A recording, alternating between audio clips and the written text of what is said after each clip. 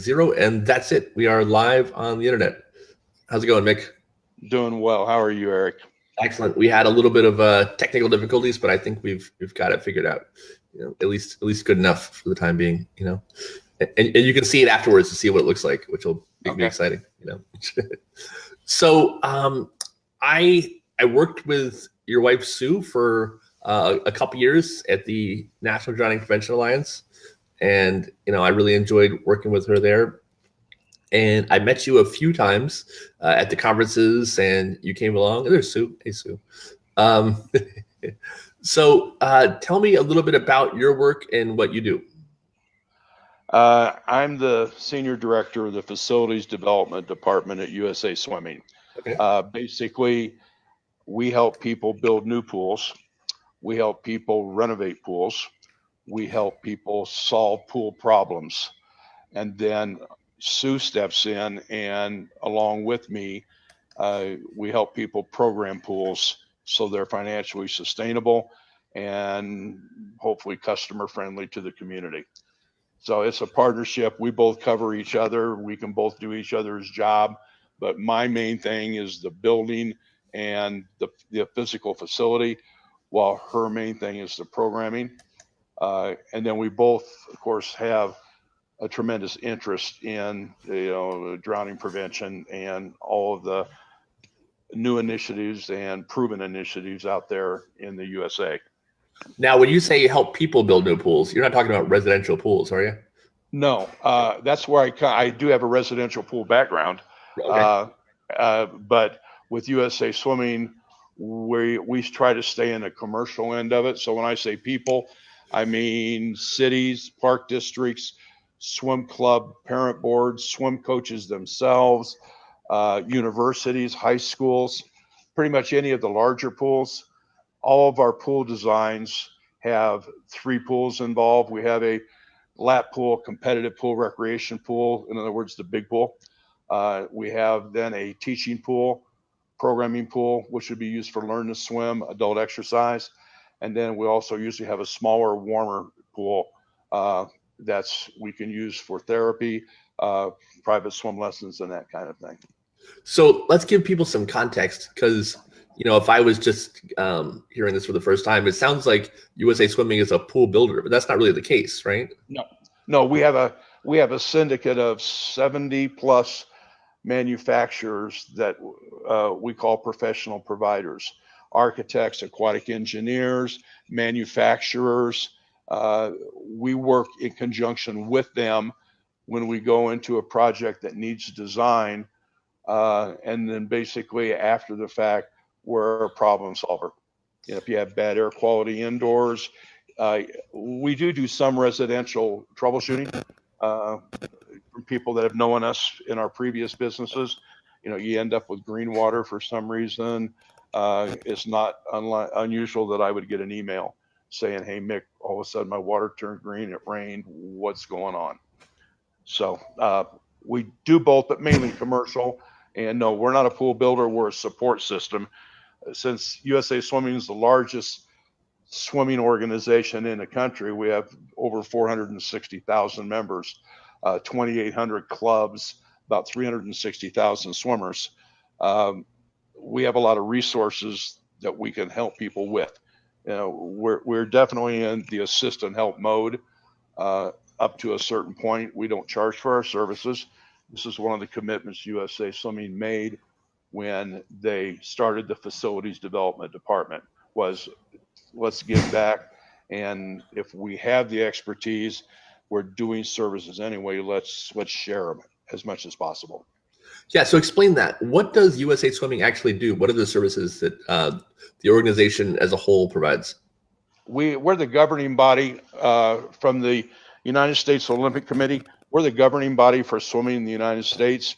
So our first and foremost job is to run swim meets and to sanction meets, and then to also have coaches certified and have our teams registered. I mentioned we have 2,800 swim clubs. Those are throughout, of course, all 50 states. We're divided into 59 regional entities. We call them local swim committees. most of the time you would think of them as a state, Okay. until you get out east where you have a very dense population, and we couldn't just do the state of New York. We have Sure. to split it up into a little bit more reasonable amounts. California has 4 different local swim committees. Texas has 3. But in general, we work through the states for sanctioning meets, and then we make sure our athletes are, number one, safe, number 2, prepared for international travel, all the way up through the Olympics. Next week we're starting, or this week I guess, we're starting the Pan Pacs in Japan. We just finished our national championships in California, and of course it's all heading towards Tokyo Olympics in 2020. So from little kids swimming local meets all the way up to the Olympics, USA Swimming is basically charged with handling all that, running all that, and making sure everything goes right. So what does it mean for a meet to be sanctioned? Meets, that means number one, it has our officials. We have adults that go through the process to become an official, a stroke judge, turn judge, starter, referee, that you have those in place, and that the pool measures properly, 25 yards or 25 meters or 50 meters. There's a whole list of things that says it's safe to run a meet, your pool is approved, and you're getting the right people there to make sure that the events and everything are run properly. And then, so if a meet is sanctioned and you swim in a sanctioned meet, does that go on like an official record? What is the benefit of that? Yep. You can use those qualifying times for the next meet up. Okay. Most sports have a qualification procedure. Gotcha. You just can't walk into Augusta and play the Masters.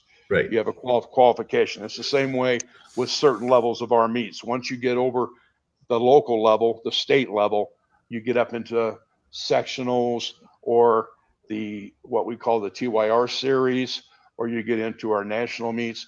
Those all have qualifications, and you can only make those times at a sanctioned meet. Gotcha. Okay. So these are the early rungs, we'll call it, you have to overcome before you can get to the national competitions, or the state competitions, the national competitions, and then I imagine eventually the Olympic team, right? Right. We have an Olympic trials that happens in usually late June or early July of 2020, and that's where we'll pick our Olympic team to go to Tokyo. So yeah, that's the big one. That's what everybody goes for. USA Swimming works in what we call quads every 4 years. It's all based around the Olympics. So we're in the Tokyo quad now. That will end in 2020 at the end of the Tokyo Olympics, and we'll start preparing for 2024, which will be France, and then we'll start preparing after that for 2028, which will be back here in the United States in LA. I didn't know that. That's really cool. So you have to qualify. I mean, I would imagine you have to qualify to do the Olympic trials, right? Oh yeah, it's a very fast meet. There's about 1,500 swimmers that qualify to go to that meet. It's held in Omaha.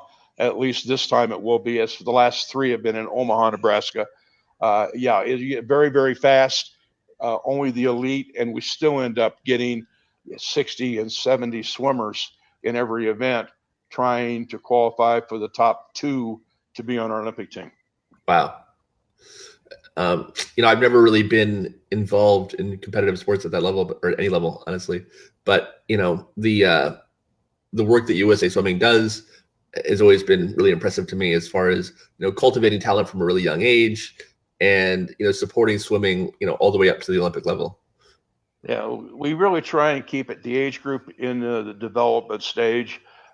We encourage all of our young swimmers to do other things, to play the other sports, get a well-rounded, very healthy, active lifestyle.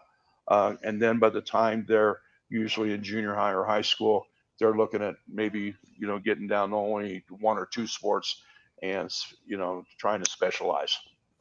So, I know you from, my work in drowning prevention and through the NDPA. What does USA Swimming do when it comes to water safety and drowning prevention? we started an initiative in 2005. It basically got really rolling in 2006 and 7. It's called Make a Splash. And basically, we believe that every child should have the opportunity to learn how to swim.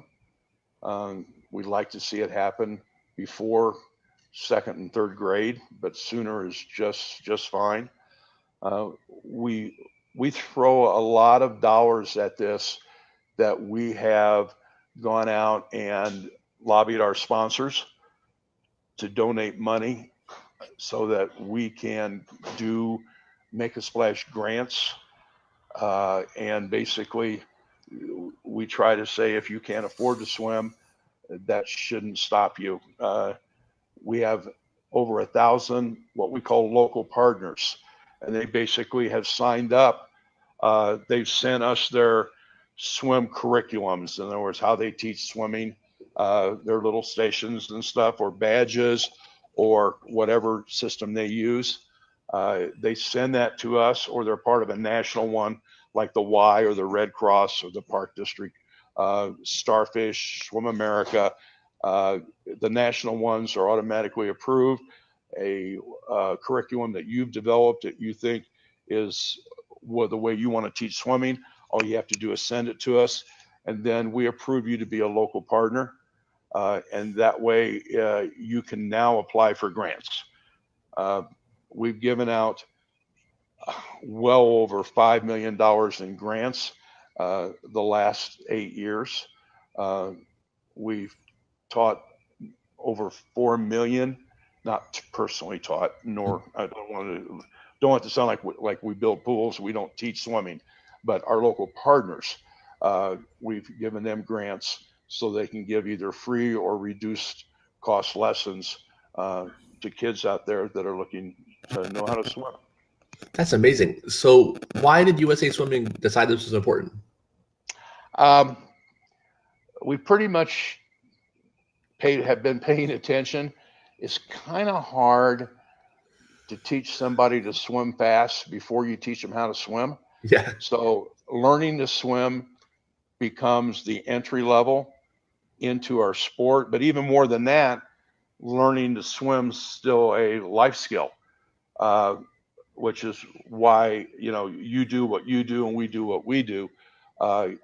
This is something that basically makes kids safe. We thought that was important for us to start becoming more active in that. Thus, the Make a Splash. Thus, we started USA Swimming Foundation, which is a separate not-for-profit that basically is in charge of Make a Splash and fundraising and the local partner program.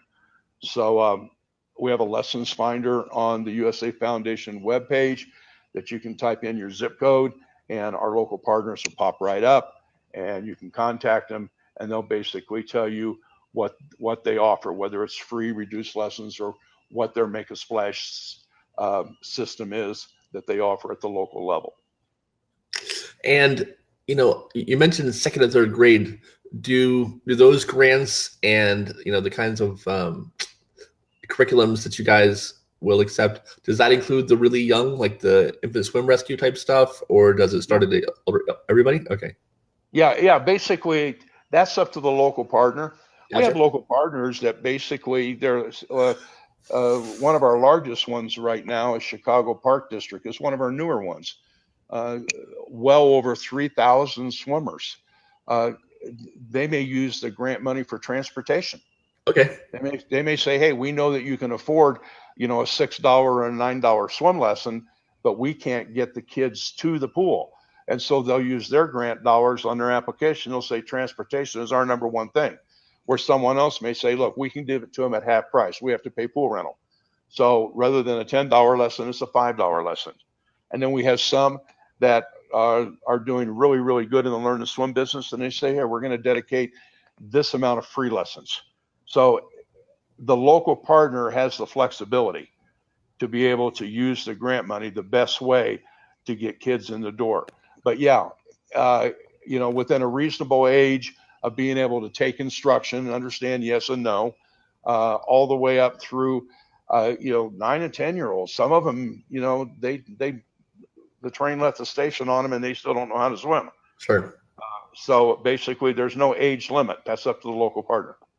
That's really cool, and I like the local flexibility. That makes a lot of sense. I'm glad that the even though the USA Swimming is obviously it is part of the U.S. government, right? No. Or is it separate? No, it's separate. It's a nonprofit. Yeah, we're a 501c3 not-for-profit. A lot of people think our overseeing organization, which is United States Olympic Committee, the USOC, Sure. That's a privately funded too. It's not part of the government. The only thing the government did was in the late 70s. I'm thinking I want to say 78. They created what was called the Sports Act, and that's when every sport was charged with coming up and developing a governing body for that sport that would be responsible to the Olympic movement. And so all 46 sports have a independent governance, and that would be our version would be USA Swimming, but we still report to the USOC. So, right. But no government, all private. Gotcha. Okay, and I knew that about the USOC, but you're right. That is it's a popular misconception because it seems so official. I guess is the right word. You'd think it's which is kind of cool in a way. Yeah. Yeah, it's got its advantages both ways. We're not beholden to certain fundraising, and the government can always step in and go, and you're not following the Sports Act. Sure. You're not doing what's best for the athletes in athlete protection and in being fair. But they usually don't. Usually, each sport governs themselves relatively well. Awesome. And so that's where these kind of U.S. soccer or your U.S. swimming, et cetera. That's where all these organizations kind of spawned from. Is that U.S. Sports Act? Yep. They were told you will do this. It used to be all over the place.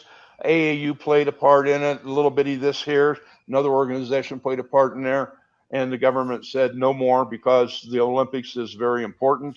Sure. Both as far as the spectators, but also as far as all the athletes too. And they said, let's get this organized. Let's get this under one umbrella.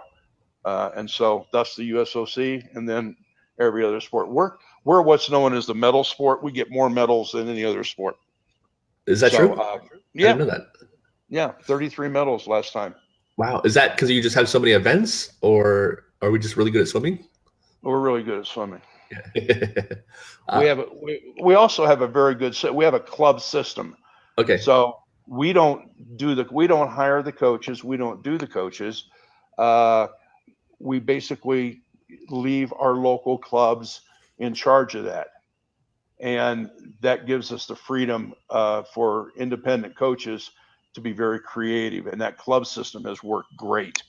So it's kind of like to make a splash, to let that local, let them do locally what works best. So how many Olympic events have you gone to? How many have I been to? Yeah. I've been to Olympic trials. I have never been to the Olympics.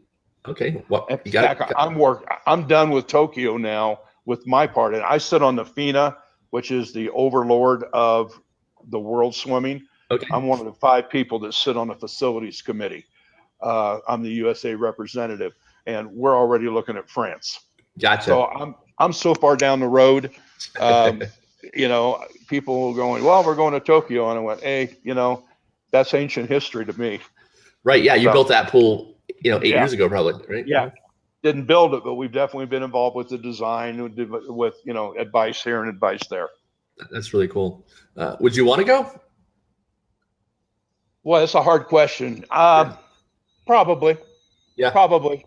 Yeah. It depends upon where it was. Would love to go to France. Sure. Absolutely. Nothing against Tokyo, but I would love to go to France. So we'll see. I was at LA afterwards and on the last one, and at Atlanta afterwards. So we put on a really good show here in the United States. It must be cool seeing the pool you helped design, on TV getting used though. Yep. And you know what? They all look the same on TV. Right. But you can tell, right? I can, yeah. Yeah. So I know you're a fan of an idea of having a safety sheet included about pool fences and gates on on all the doors that lead out to the pool. Is that right? Yeah, I just think that we need to remind ourselves all the time, um, having raised three children with Sue, uh, you can't watch them all the time, no matter how good you are. Uh, 100%. we Yeah. we raised three kids across, literally 60 feet away from an aquatic complex, a commercial three pool facility, 35,000 square feet, and our houses were right across the way from it. Uh, and I will be honest with you, even though our kids learned how to swim about the same time that they started, you know, crawling, uh, they're still never safe.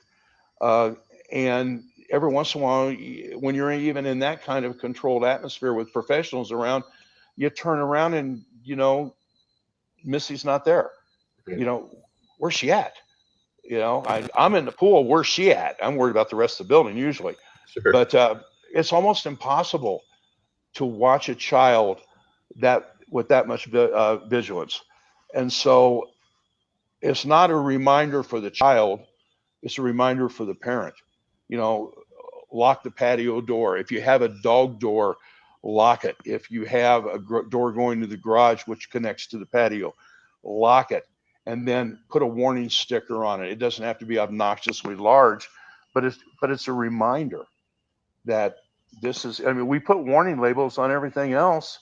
Uh, why aren't we doing this on important things around the house? Every time somebody buys a pool, they should get a little stack of 6 different warning labels that are just the window clings that they go on and they peel right back off.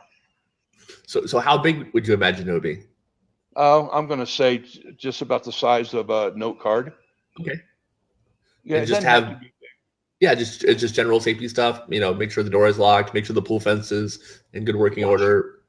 watch your child. Watch your child. Yeah. I Yeah. mean, that's the main thing. It's not the door's fault. Right. It's the. I'm going to be honest with you. It's the adult's fault when something not done. Watch your child. You know, be pool safe. There's all kinds of things that people could do to be creative with this. It should be on the outside of, the fences. It should be on the pool ladders. It should be on pool covers. It should be on anything that is a barrier that helps us keep children safe as a reminder to swim parents. One thing we talk about when we do different clinics and presentations are grandparents. Grandparents, about 10% of our children's drownings are at grandparents' houses.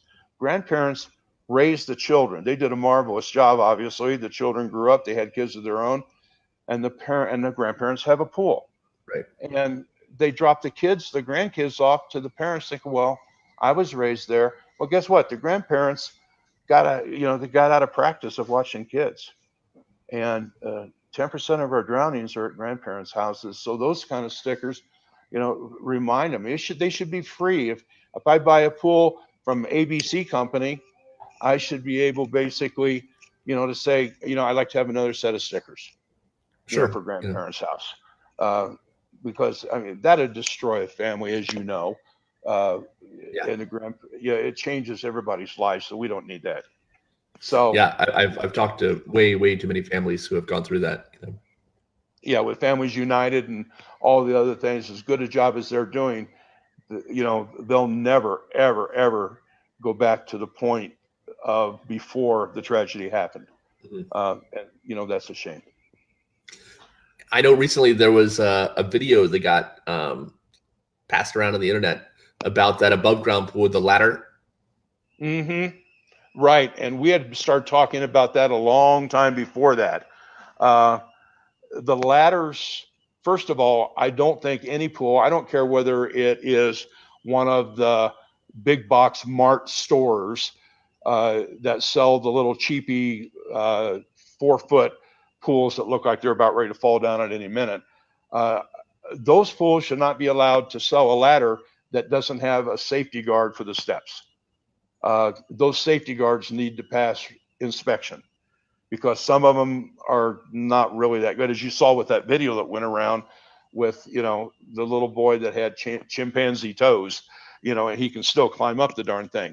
Right. But this is secondary, primary, locking the doors from the house, then pool fencing around the pool, and then another challenge for the child that's adventurous is the ladder has to have a way that the child cannot climb the exterior part of the steps. Right. I think we definitely need to look at some of the science behind this, some of the engineering. I think it needs to be approved. But I think the main thing is we can't sell the other ladders anymore.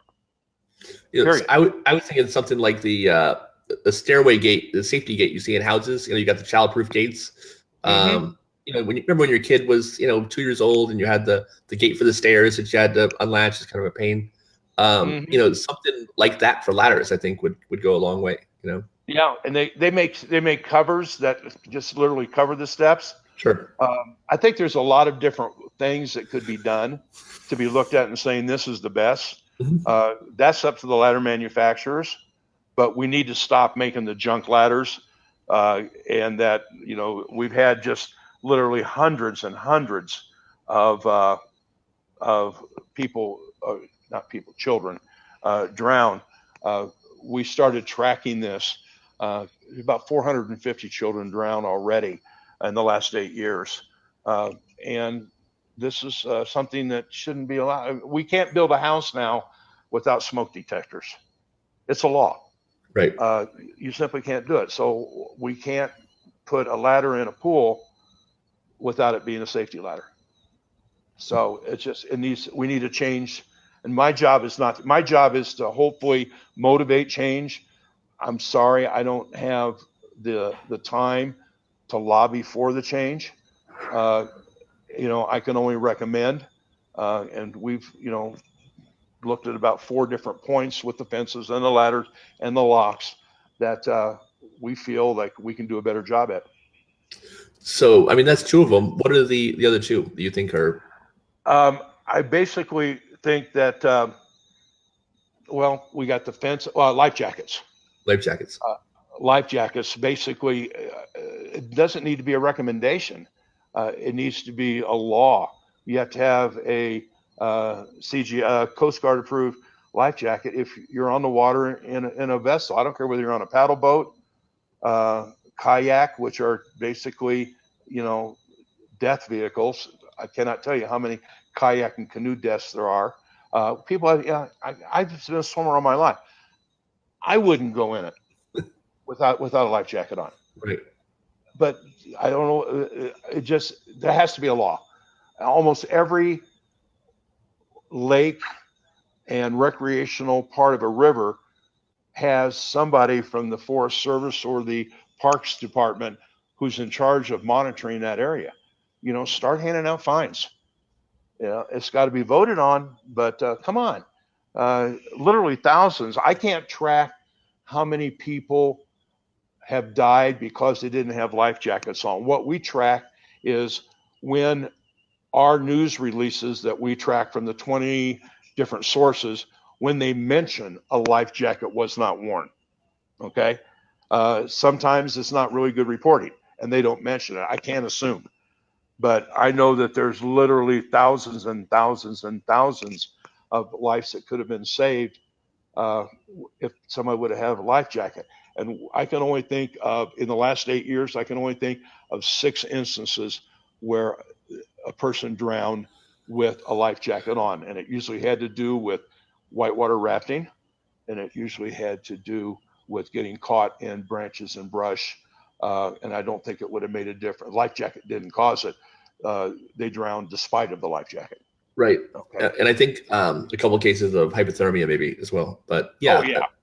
Yeah, then it doesn't make a difference. Right, absolutely. So I thought that life jackets were a law. I know on boats for sure. No, kids sometimes under 18. Other states. It's a state. It's not a federally.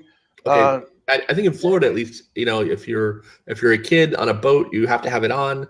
But you have to have it, you know, on the boat. You know, otherwise which I always thought that was silly. If you have the life jacket on the boat, Yeah. that's not doing much if you get an accident or, if someone hits you or, no one expects to fall in the water. So the idea I'm going to put the life jacket on real quick before I, Yeah, go it doesn't make overboard much, is kind of doesn't make much ridiculous. sense, does it? Yeah, like I Minnesota has 12 years and under, and it's highly recommended for the adult. This becomes political. Somebody's got a boat. I want to go out and just sit and talk. I don't want a life jacket on. I think life jacket design needs to be looked at too. They need Yeah. to be light. They need to be lighter. We have all the new polymer materials. Are we going to call a ski belt a life jacket? Would it help? Of course, it would help. Let's get them more comfortable where they don't rub under your arms. You don't feel like the Michelin tire man when you put them on. Let's start looking at that design too, so everybody's comfortable with them. Let's move it forward. They look the same in most part. They look the same the last 20 years. Let's make them more convenient. There's no such thing as having them in the boat. It's on the person. And that's the rule. When you go to put a boat in, there have been hundreds of deaths from people taking their life jackets off, owning a personal watercraft, and they fall in, either putting the boat in or getting the boat out. And they didn't have a life jacket on yet. Really? If you can't swim, I don't understand that concept, but obviously it's there. So the drownings that you track, is that tracked by USA Swimming? Is that by you personally? How does that work? It's by me personally. Wow. I would love to say it's done by a whole bunch of different people, but there's an element of confidence. I want to make sure nothing's missed. This is a very tedious task this time of year. It takes about 3 hours a day this time of year. Wow. It takes about an hour a day the rest of the year, because this is our July. We just got out of our worst month. July is that's the apex of drowning.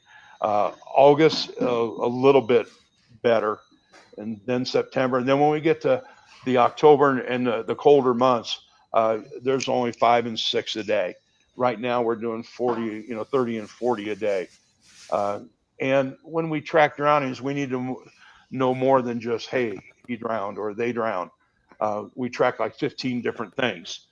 I'm not trying to capture every drowning. I know we're not, because if it's not reported, we're just not going to get it. But what we're trying to do is establish trends. And right now, we're in our 10th year of this. And I think we got a pretty good handle on some trends and where to focus some of our drowning prevention efforts. So we track the state, we track the person's age, divided into 4 categories: 4 years and under, 5 years through 12, teenager and adult, male or female. We do track 2 ethnic groups, which is African American and Hispanic, because that's where some of our Make a Splash initiatives are focused on. Not entirely, but it's a part of it. So we need to know the percentages, and is that going up or down? We need to know the body of water. Is it a lake, river, pond, ocean, pool, commercial pool, home pool, motel pool, apartment pool? And then there's some other things like the grandparents, what we call emotional response, which means my dog fell in the water and I thought I would go save him, and I forgot I can't swim, or a child, and I tried and we both drowned. Rip currents, all kinds of things we track, and then we try to convert that into percentages when we look at some of the total numbers. So we have to read every article is what that amounts to. And we usually have to visit an article about 3 times during a 2-month period, because it's very unusual if somebody reports the name of the drowning victim on the first part of their report, because their relatives haven't been notified. And so we have to go back and go back and go back. But we think it's important, because these trends have to be able to be intelligently talked about. So you're using like a Google News alert type deal in your. We've got 20. We have 20 different things we use. Okay. We use Google. We use TalkWalker. We use Mention. We use both pay-fors and non-pay-for. Associated Press. We actually subscribe to over 100 local web newspapers. Wow.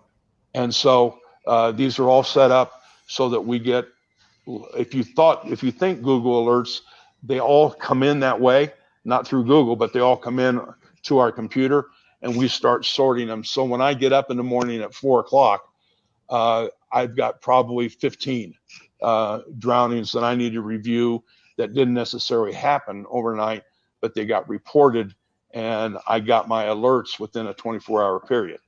And then we monitor them 5 times a day. I go to that part of that program and go on what's new, and let's get it recorded, and it's added in the spreadsheet. And that spreadsheet basically is up to date about every 3 hours. And then Sue sends it out to the people that have signed up for our email posts, which are 2 different spreadsheets. That comes out at the first of every month, and that's a history of the drowning, and gives you a lot of that other information we talked about that I said that they're part of the trends and different things we track. What made you decide to start doing that? I mean, that is a phenomenal workload. I mean, the effort you're putting in is amazing, by the way, and it's so important. What made you decide this is something you wanted to do? People were asking us questions that I could no longer answer as if I was in the private sector. I mean, we spent 35 years owning our own swim schools, health clubs, anything to do with aquatics, including supplier of, both pools, chemicals, and equipment. And I could give them an answer that was adequate and would give them what I thought was the information they needed. When you represent USA Swimming, that's not good enough. When you represent a national governing body, you have to be as accurate as possible. And I found myself going like, well, I don't know. Well, how many, well, we've heard this. We kept seeing other stats reported too from other organizations that I kind of like a little bit suspicious of. And I said, how accurate are those?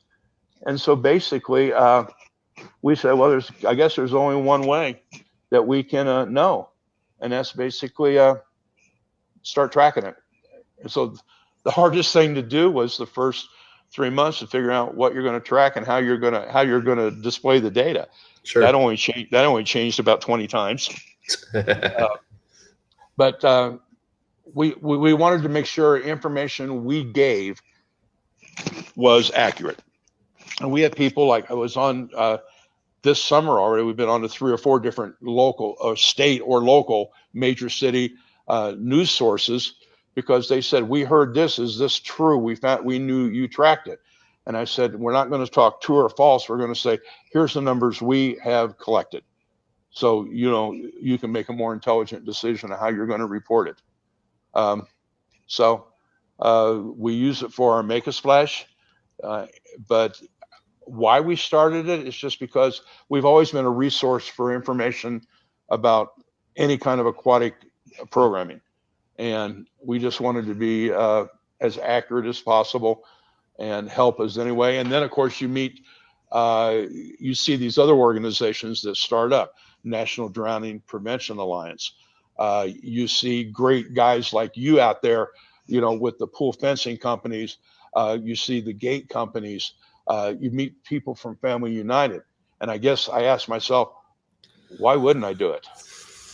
When I go to those kind of places, I say, wow, these are the kind of people that are going to use this information and move these initiatives or efforts forward. So, I don't care how. What? Oh, and then, of course, I'm talking with Sue. Basically, every 4 years the CDCs come out. But we need up-to-date information. I can't wait 4 years. Right. Yeah. I mean, that was my next question. Isn't this information being tracked by some kind of, government body or local officials? But every 4 years, you're right. That's forever, Yeah. I compare it to, computer technology. Do I really want to be doing on my computer what I was doing in 2014 and using that as the basis for fact. Right. So no, I mean, I'm not trying to compete with them. I wish there were 100 people doing what I was doing. Right. You know, and I know there are other people starting off, and they go, "Do you mind?" I go, "Why would I mind?" Sure. You know, we're not in competition. We don't charge for this. Well, it usually gets down the line is that the other people that are trying to start it are starting it, you know, for maybe more than one reason, and they find out they can't do it for free. Where USA Swimming has made that commitment. So, you know, So we're they gonna keep doing what we're doing. So do they help sponsor your effort then? Well, they pay my salary. Oh, that works. Okay. Yeah. And that's Yeah, part of what you do. Yeah. yeah, it's part of what I do. It's part of my job description that I've wrote since I'm senior director. I'm very fortunate to be able to write different projects in that we feel are important. And yes, USA Swimming thinks that children's swimming is important. And they've allowed us and Sue and I to say, yes, this is one of those important things that we feel like we can do. So, I got the fourth one yet here in the back. Can I talk about it just for a second? Yeah, please go ahead. Because this is what's special to me. I've always wondered, even back when we were in private business, because we started our swim schools in 1972. To me, that's like yesterday. To other people, somehow it's ancient history. But when a child goes to kindergarten or goes into the first grade, right, one of the first things the parent has to take with them is proof that they have been vaccinated. Right. Okay. Vaccine is a cure for these identified diseases. Sure. Learning to swim is a cure for drowning in many cases. Why aren't we requiring that by the time, and I don't want to get into the actual grade, since we've said second or third grade, why aren't we requiring that for a child to go to the fourth grade, that they have taken a swimming competency test and have an online certificate that says, I can't go to fourth grade until I've done this. And I don't want to hear you can't afford it, because there are organizations out there that have stepped forward and making sure that we're not losing these people through the cracks. All right. We're just not doing it. And if we can do this with vaccines when we didn't have computers, why can't we do it with learning to swim now that we have computers and databases? And it's going to have to be a state law. It's going to have to be federally mandated somehow, some way. Again, my job is to motivate, not to create. But I think we're really missing the boat on this. And I know some states are much better at this than others. Some states like Florida are very, very far ahead of the curve, but they can still get better also. But why aren't we mandating this? It's a life skill.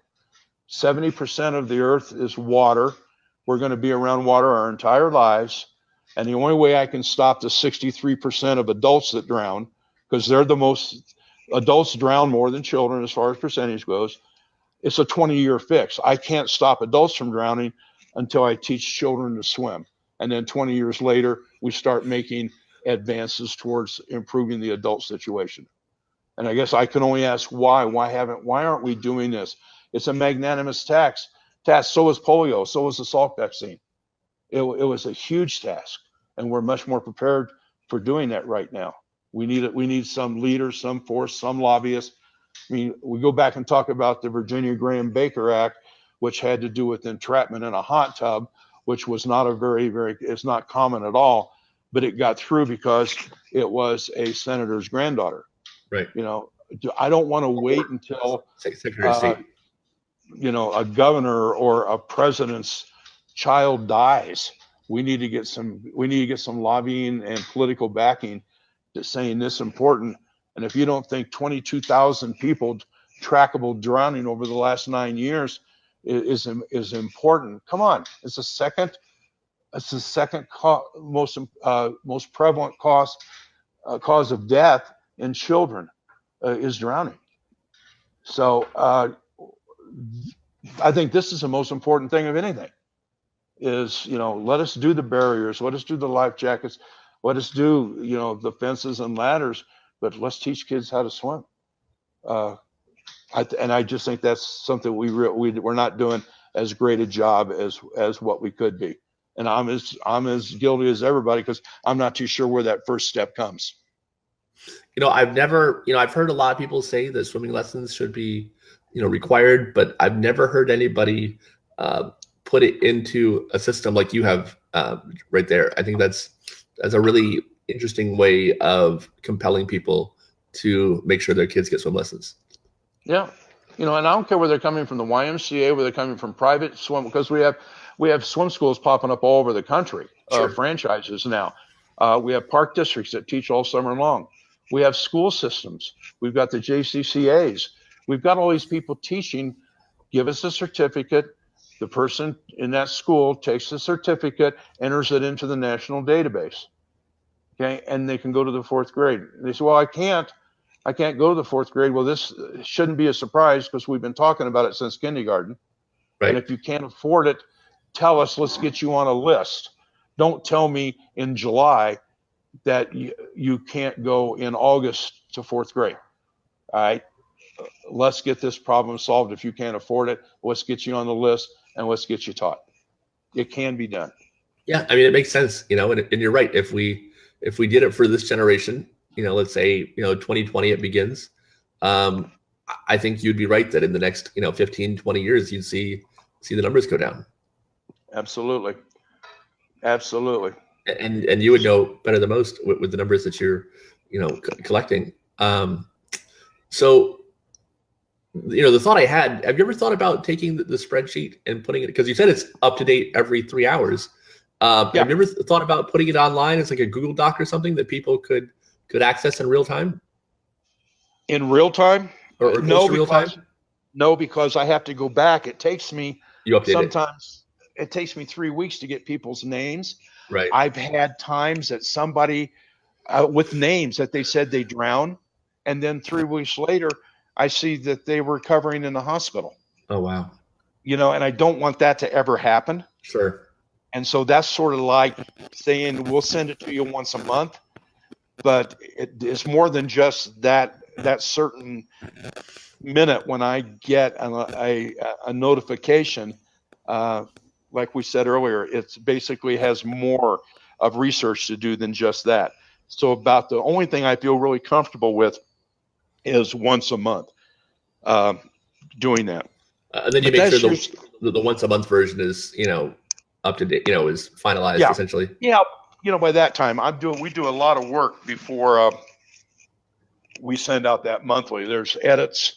Actually, that's pretty much all we do the day before is edit it, make sure there are no blaring mistakes. Probably the only mistake that we, could and do make, maybe a duplication. Sure. And we try to catch those. I don't think anybody's perfect when you handle this amount of information. But this morning when I got up, we basically, I'm looking at that spreadsheet now. It 1, 2, 3, 4, 5, 6, 7, 8, 9, 10, 11, 12, 13. I had 13 overnight. Wow. Of which ages are 57, unknown, 21, 5, 5, 4, 6, 7, 46, 20, 64, 3, and 54. Jeez. Okay, and so the day since I've been talking to you, I have 12 more alerts. Wow. That I'll do, here in an hour after we hang up. I'll bring that up to date too. And so this is, I say, not my favorite time of year by any means, but it is the most important time of year. How does that weigh on you personally, emotionally? You get ticked off. I mean, it has to have an impact, right? After I think there's two ways. I always got to be careful what I say in public. But basically, sometimes you look at it as a Darwinistic approach for some of these adults. Sure. Really, you're in a paddle boat. You can't swim. You got 2 6-packs of beer. You're out. You stole the paddle boat. You fell out of the boat and you drowned. It's hard to have any sympathy, especially when I don't know the person. Right. Uh, and then I turn around and I look at, we have 3 of them in Colorado Springs, our city, that happened yesterday at an apartment pool. We're not even sure how old the kids. We know they're all under 6 years old. We know one's in critical condition and 2 are in very serious condition. Wow. I will tell you, I have never seen a critical condition survive. Yeah. Okay. Very serious. I don't know, 10%. And yeah, it weighs on you. It does. We just had, the Olympic skier, and I'm not mentioning names, but just lost his 19-month-old daughter. That's been devastating. They're moving forward to try to do more drowning prevention. Well, we need to get drowning prevention before it happens. Right. Okay. We have a whole group of Family United that finally did that. And honest to God, they didn't know about it before. They never really thought about it. Yeah. And so, it does. I have to put it away. I feel bad when I'm sitting at the computer. It hasn't got any better over the last 10 years.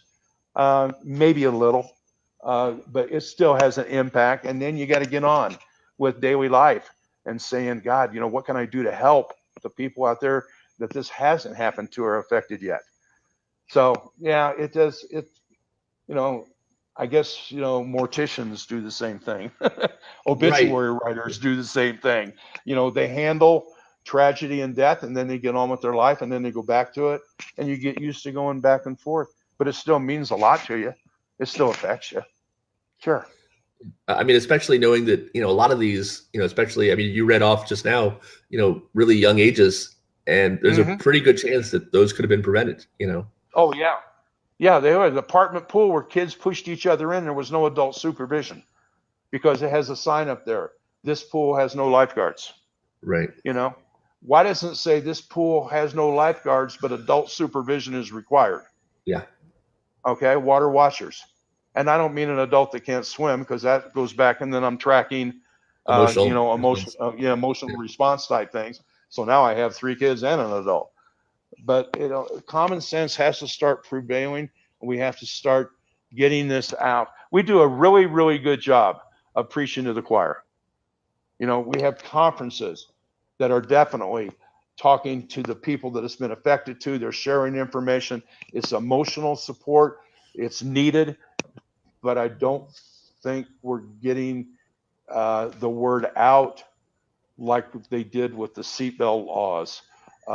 Like they did with lung cancer and smoking, like they've done with so many other things. I don't think we've reached that stage yet of getting it in front of enough people. You're 100% right. And I think about that with the stuff that I do. When I do a Facebook post and all the comments are people in our community, patting themselves on the back or agreeing or whatever it is, I don't consider that post a success. It's when I reach people who disagree, who want to argue with me, who say they don't need a pool fence or layers of protection because they always watch their kid. Then I go, all right, now I reached an audience that's outside the bubble, right? Right. And you may just save you drowning with that person, because those are the people that are going to have one. Exactly. So why don't go back to pool fences, because you do such a good job at that, and you basically have donated a lot of personal time to these initiatives. Other than the little 8-inch deep plastic 4-foot pools that you buy at the big box mart stores, right? Why can you buy a pool before you buy a pool fence?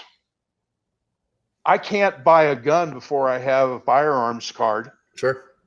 Why, if I'm going to go buy a pool that is going to be 36 inches deep or more, I should show that I've already purchased a pool fence and that is installed.